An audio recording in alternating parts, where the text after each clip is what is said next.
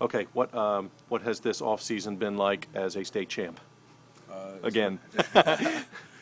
It's had its ups and downs, from the people praising you and then the people saying you should never won. But we tried to forget about that, and we were in the weight room every day, Okay. on the football field, practicing hard, working so we could attempt to get another one. Okay. Will that drive you a little bit? Because things change, if you didn't notice. Section 1, AAA. Have you guys talked about that and what it'll mean to jump up and play bigger schools?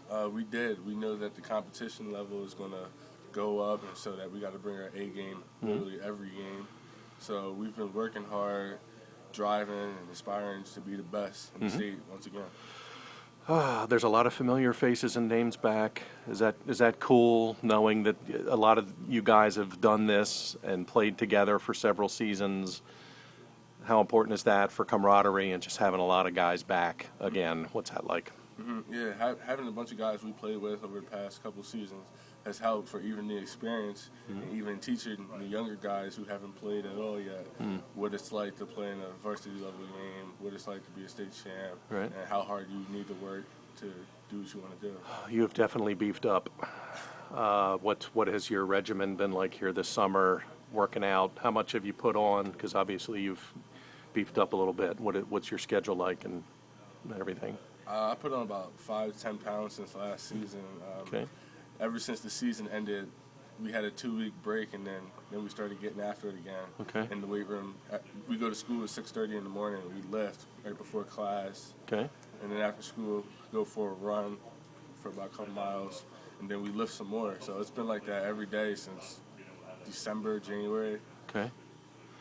That's the way you guys roll, though. Seriously.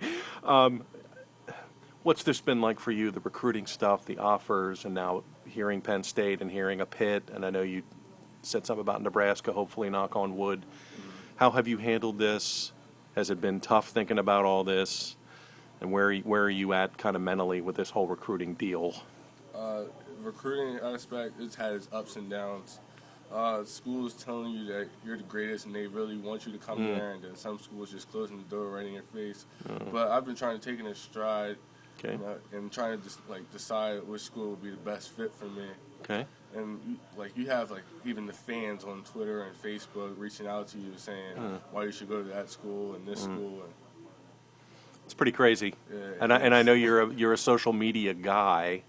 Do you enjoy that? Do you enjoy Twitter? Do you enjoy kind of just being out there? And that's where everybody's at these days, it seems like, with the Twitter and the Facebook stuff. Can you talk about that, and how has that helped or hurt what you're going through right now? I like it. I mean, sometimes you feel like a celebrity, but then sometimes it becomes overwhelming. Because even then you have coaches on Facebook and Twitter watching your every move. So you can't be a normal kid. You got to always watch what you post. You can't say, oh, you like a certain school over this school. Right. Because then they'll take that as if you don't like them. Sure. It's tricky. Yeah. It's very tricky. So every time you post something, I always got to watch what I say. Okay. You told me that you're trying to look past what happened at Penn State. They're still on your board, obviously. Can you discuss that? Just the sanctions and O'Brien and Sandusky and how you're kind of going through that in your mind. To me, that happened 10, 12 years ago. So it really has no effect on me. Okay. I look at it now and I see the new head coach and new coaches and the players that are there now, and I know that they had nothing to do with that. Right. And I think all the sanctions, the NCAA was a little harsh, taking all the wins away and $60 million fine and no bowl games. Yeah. But then again, I try and look past that and look at the education part of it. Okay. And it's a good academic school. So. Are you impressed of how many guys stayed? And they're kind of making it like a family thing, kind of us again, we are. Are you impressed with that, how the guys have stuck together? And I did. Yeah. I noticed that there's a family there. And even though a couple guys left and a couple guys decommitted, I guess they didn't see the bigger picture of things. Okay. And that could open up a spot for you, perhaps. It has. Okay, so they're definitely on your radar. Okay. Goals and expectations for this season. And like you said, it's new. Different schedule, different classification, but that doesn't change what you guys do, I think, correct? Well, our expectation is we always want to win the section, win districts, and then win the states. But our goals are we want to go undefeated, like we usually do for the past couple of years. Yeah. And, we'll take it one game at a time, and we'll see what happens. Looking forward to the Wilson game? I am. Week 7. Week 7. Okay, have a good season. All right, thank you.